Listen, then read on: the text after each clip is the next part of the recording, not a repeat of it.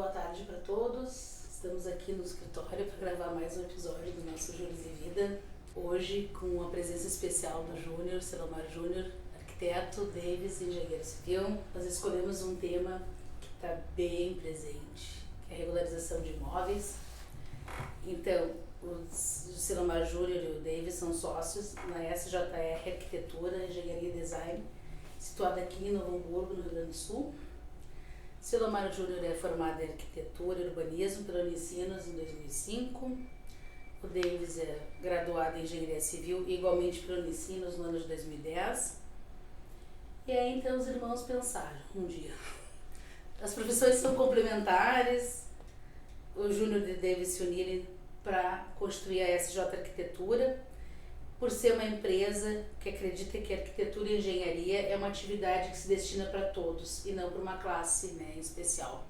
Que é bem o perfil do Júnior e do Davis. Né? Olhando para os dois, é bem a identidade deles. Além disso, os dois irmãos, o Júnior e o Davis, são membros da Sociedade Cruzeiro do Sul, que carinhosamente é conhecida como Cruzeirinho.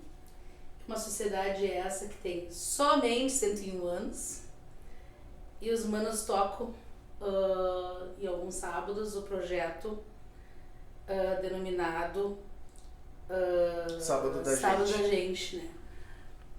E fazem mais de 8 anos que estão se organizando com esse projeto lindo. E o Davis então está na gestão da presidência. Exatamente. Em 2023 até 2025 a gestão dele. Então, boa tarde para vocês. Muito obrigada por estarem aqui. Muito obrigado. Nós que agradecemos a Sejam oportunidade. Muito bem-vindos. E o Davis quer falar um pouquinho antes sobre esse projeto? Bom, vamos falar um pouquinho desse projeto aí que já tem 8 anos, né, de atuação. Atualmente ele trabalha com cerca de 25 crianças, 25 a 30 crianças, dos 5 até os 12, 13 anos de idade. E é um trabalho onde tem diversas oficinas, tem oficina de culinária, oficina de capoeira, né? A nossa oficina que é de expressão gráfica.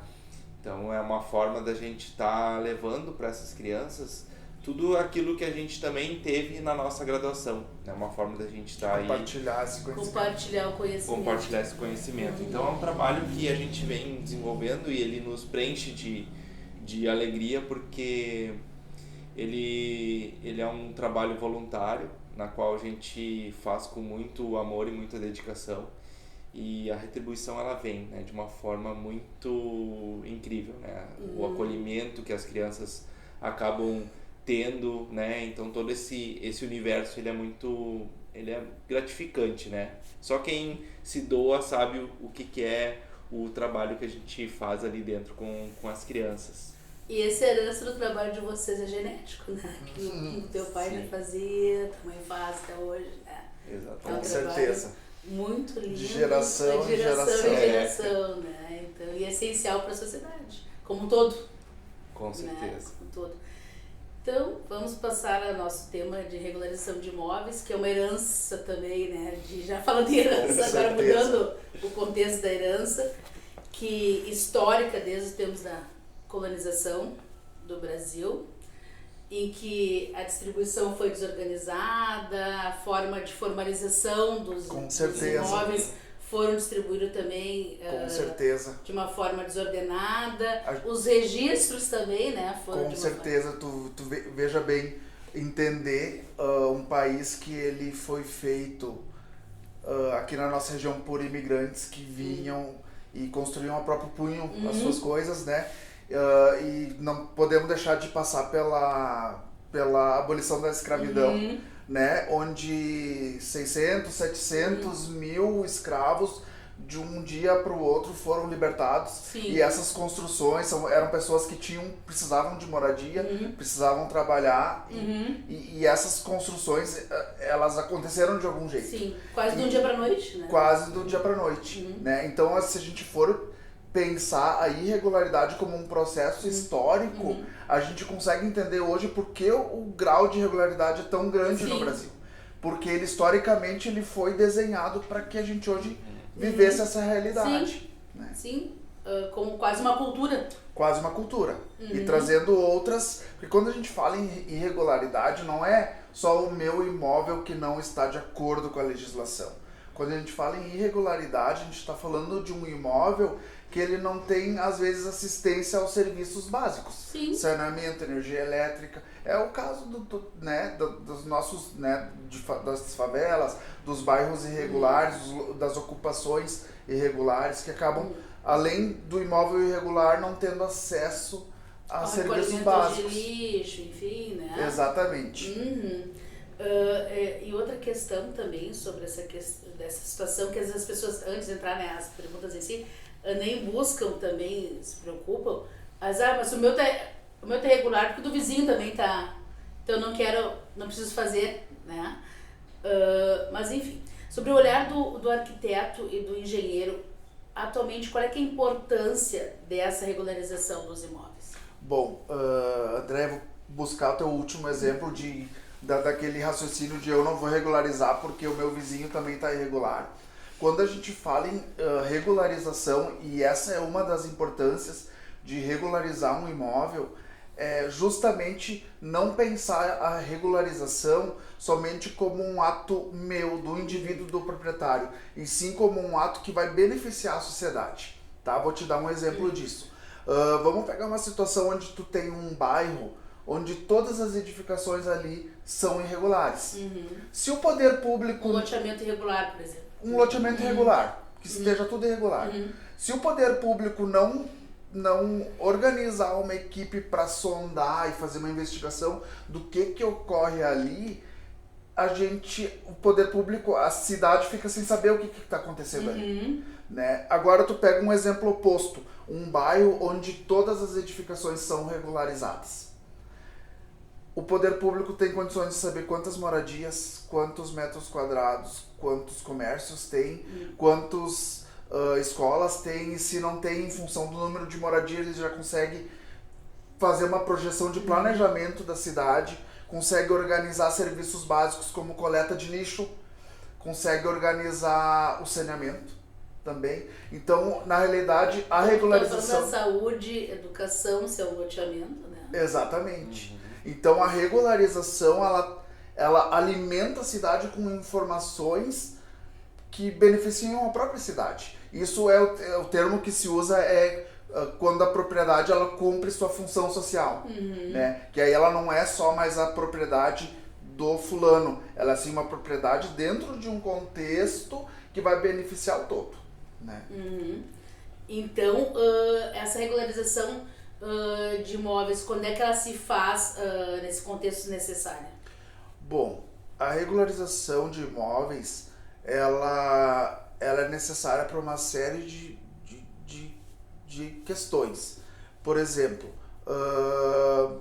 tenho um imóvel comercial e quero ter o meu comércio lá. Se o imóvel está irregular, o alvará já não é liberado, né?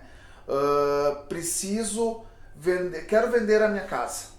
A pessoa que vai comprar, ela não dispõe de todos os recursos. Ela vai precisar de financiamento ou alguma linha de crédito. Nós tivemos uma situação de que trancou o crédito imobiliário por uma parte do imóvel não estava regularizada. E o proprietário que estava vendendo não estava disposto, digamos assim, a regularizar naquele momento. Sim.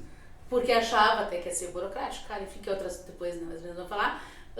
E aí o comprador perdeu essa oportunidade, digamos assim, né? Porque tinha gostado do imóvel. Na realidade, esse é um dos motivos que a gente na nossa atividade profissional, a gente verifica que aparece muito. Porque o que acontece? O imóvel que ele está irregular, ele acaba sendo um imóvel que o proprietário acaba não tendo muito o que fazer com ele, porque ele não pode vender.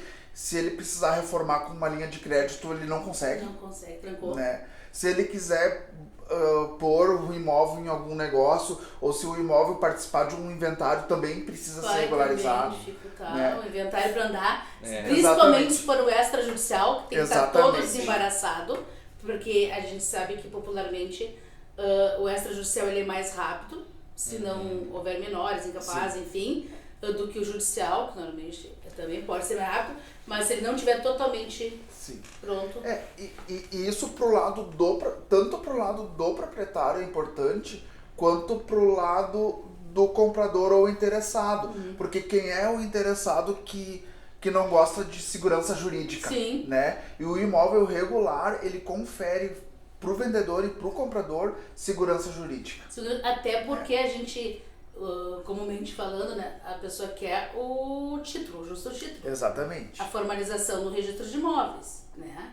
Eles não com a evolução também dos anos, não querem mais o contrato de gaveta. Até porque eles não Que era têm, muito comum. que era muito comum antigamente. Ou a pessoa tanto que está comprando porque quer estar registrado e se garantir para o futuro, assim como quem está vendendo com medo de uma inadimplência. Exatamente.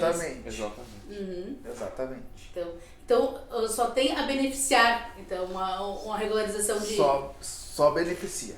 E qual é que é o que é um habite? Que às vezes as pessoas não têm o conhecimento do que é o habite, de quem é a responsabilidade de organizar, de fazer um habite do imóvel. Bom, o habite, ele é uma certidão que ela é emitida pelo Poder Público Municipal através de uma secretaria específica, né? Aqui em Novo Hamburgo é a Secretaria de Desenvolvimento Urbano, que aprova os projetos e, enfim, e cuida dos trâmites até se chegar no habite, né? E esse documento, ele é o processo final, ele é a última instância de uma regularização. Eu tive já clientes aqui no escritório que eles tiveram que fazer algumas defesas administrativas em razão de auto de infração por falta de habite. O habite-se, ele é um termo muito curioso, porque o próprio termo já se define, né? É o habite-se, né? No momento em que uma edificação recebe essa certidão, por trás dessa certidão existe um entendimento de que aquela edificação oferece segurança para as pessoas, salubridade, que ela tem ventilação, que ela tem iluminação adequada, que ela atende uma série de legislações que permitem abrigar pessoas ali dentro, né? E essas fiscalizações, elas, na opinião de vocês, elas têm se intensificado de ofício pelo município, enfim, né? Ou será que por denúncia? A regularização em si, ela pode acontecer dessas duas formas, ou quando ela é motivada pelo poder público, né? Através de auto de infração, enfim, e aí onde o proprietário é chamado, né, a regularizar a situação, ou de maneira espontânea, tá? O que acontece? A gente vem de uma legislação muito rígida, antiga e rígida, de forma que ela não permitia regularização, né? Só que de que forma isso se apresenta na sociedade? A regularização, ela, até um tempo atrás, ela se tornava tão difícil e tão impossível, e eu já passei por clientes que tentaram regularizar e eu cheguei na prefeitura e a resposta foi: tem que demolir, né? Nossa, então assim, mesmo, né? então o grau de irregularidade ele ficou tão grande nas cidades maiores que as prefeituras, o poder público no caso, ele instaurou programas de regularização. E esses programas de regularização, eles vieram através de leis complementares. E essas leis complementares, elas facilitaram o processo de regularização. Desburocratizaram, então. Desburocratizaram, regularizavam, elas regularizam coisas que nas leis anteriores não eram regularizáveis, né? E hoje, através da lei de regularização, isso é possível, né? E isso por um objetivo, né, de fazer com que a propriedade cumpra a sua função social, como eu falei inicialmente. Que era agora até a próxima pergunta, porque esse tabu de ser tão burocrático, ser tão complexo e oneroso para regularizar um imóvel. Porque a gente vinha justamente dessa legislação antiga que não abria caminhos para regularização, né? Só que a regularidade dos imóveis, ela, como eu disse inicialmente, ela beneficia o proprietário, mas ela beneficia a cidade. Porque no momento em que a cidade tem esse registro, ela consegue trabalhar melhor para o desenvolvimento e consegue arrecadar adequadamente também seus impostos, né? Porque se eu tenho um imóvel que ele tem 100 metros e no cadastro consta 50 sem habite-se, para o poder público também é mais interessante que se regularize Sim. aquela área, né? Então acaba... É como se fosse uma fotografia, né? Uma imagem, Exatamente. da situação toda, para ver quais são as políticas públicas, inclusive, que ele Exatamente. vai promover, né? Daquelas necessidades, já que está se demonstrando a regularização, está dando aquele retorno para o ente público. Exatamente. E esses programas de regularização, eles permitem a gente ter esse raio-x, vamos dizer assim, né, melhor da cidade, né? E eles acabam, assim, pelo seu objetivo, que é justamente facilitar a regularização, eles acabam reduzindo a burocracia, né? Claro que não é, vamos dizer assim, é um trabalho que ele continua tendo sua complexidade, né? Ele continua tendo a necessidade de um profissional habilitado E analisar acompanhe, cada situação, né? de Que forma analise individual. cada caso, porque realmente não existe uma regularização igual a outra, né? Mas dentro dessa análise, muitas das coisas se conseguem regularizar que até anterior a 2018 não era possível, né? Por essas mudanças que vêm ocorrendo, Exatamente. dinâmicas, né? E até para facilitar e auxiliar essa regularização dos imóveis e para ter esse retorno do saneamento, crédito imobiliário, enfim, e de profissionais que conheçam, dominem, né, a regularização dos imóveis e que analisem o projeto, analisem a situação in loco, analisem o métier, digamos, né, para poder desburocratizar a situação e que não fique tão pesado e quebre esse tabu de que não é possível. Normalmente nós nas regularizações a gente adota um procedimento que a gente meio que estende a todos os nossos clientes. Quando surge um imóvel, a gente faz uma análise no local, né? Com o conhecimento que nós temos da legislação, a gente já consegue prever e adiantar algumas situações. Algumas situações mais específicas a gente consulta a prefeitura previamente, antes de dar início ao processo todo, né? Isso tem otimizado muito o fluxo de trabalho, porque aí a gente já desenvolve esse projeto de regularização já alinhado com a legislação e com o entendimento do poder público. Sim. Então, a regularização dos imóveis, em suma, só tem a ganhar tanto o ente público e principalmente o proprietário do imóvel. Com certeza. Com todos os benefícios que ele vai ter. Tanto seja para um crédito imobiliário, uma reforma, depois com uma linha de crédito, um saneamento, o inventário se precisar fazer, ou até se tu for fazer uma transmissão, né? Depois, com certeza, tu vai precisar estar com ele em dia. Então, muito obrigada, Júnior e Davis. Foi um prazer ter vocês aqui para tratar desse assunto que é muito recorrente, principalmente agora que as pessoas estão retomando, né, as negociações no mercado imobiliário, regularizando através de inventários, para levar um pouquinho de informação sobre o tema. Muito obrigado. Eu agradeço a oportunidade. Um abraço.